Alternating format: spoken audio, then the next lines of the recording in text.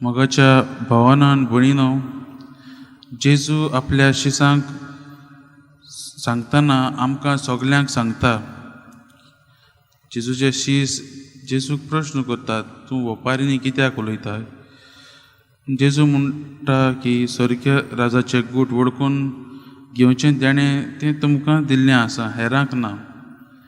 पळय मोगाच्या भावान भयणीनो, देव आमकां ताचे स्वर्गीय राजाचे गूट समजून घेवंक आमकांच दिल्लें आसा. आमच्या देखूनच दुसऱ्यांक ना, देखूनच जेजू ओपारींनी उलयता. ह्या ओपारी वरवीं जेजू देवाचें उतर देवाची खबर सादेपणीन लोकांचे कानार घालता. आमच्या जिविताच्यो परिस्थिती घेवन तो देवाचे स्वर्गीच्या राजाचे गूट सोंपें करता. ह्या ओपारींनी देवाचें उतर तो सादेपणीन लोकांक परगडटा. पूण हें देवाचें उतर मानून घेवंक आनी समजून घेवंक आमचेरूच आदारून आसा. देव आमकां उगट्या मनान दिता आनी तें उगट्या मनान घेवंक तें आमचेरूच आदारून आसा. कालूच आमी वोंप्याची ओपार आयकल्ली.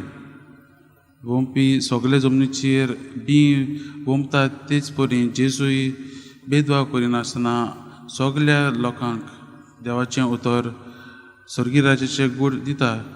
पूण तें मानून घेवंक तें आपणावंक तें आमचेरूच आदारून आसा, हेंच आमी जाणा जावंक जाय. तेच भाशेन आमी हें देवाचें उतर समजूंक घेवंक ताचेर नियाळ करूंक गरजेचो. आमी आमच्या घोराब्यांत मागणें करता, आमी आमच्या घोराब्यांत देवाचें उतर वाचता.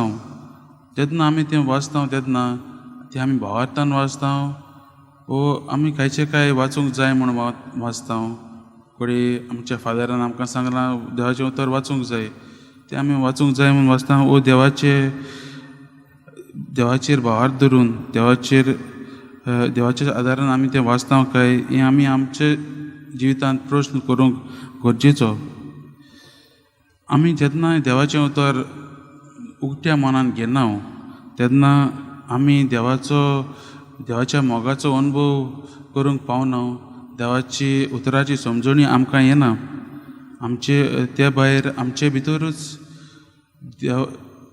वायट वस्तू उप्रासतात, जशें व्हडपण, गर्व, हे आमचे भितरूच उप्रासता आनी आमी दुसऱ्यांक वायट करूंक पावता. देखून मोगाच्या भावान भयणीनो, आमच्या जिवितांत नियाळ करूंक चडूच गरजेचो. आमी मागणें करता आसतना आमी आमच्या खोल काळजांतल्यान देवाच्या उतराक आपणावंक आमी गरजेचें. आमकां सगल्यांक हें देवाचें उतर परगडूंक आमच्या जिवितांतल्यान आमकां देणें अशें दिल्लें आसा.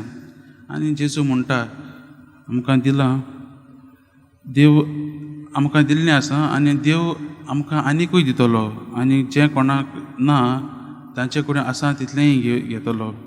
मोगाच्या भावान भयणीनो, आमी देवाच्या उतराची समजणी घेवंक खोल मागण्यांनी वेळ सारूंक गरजेचो.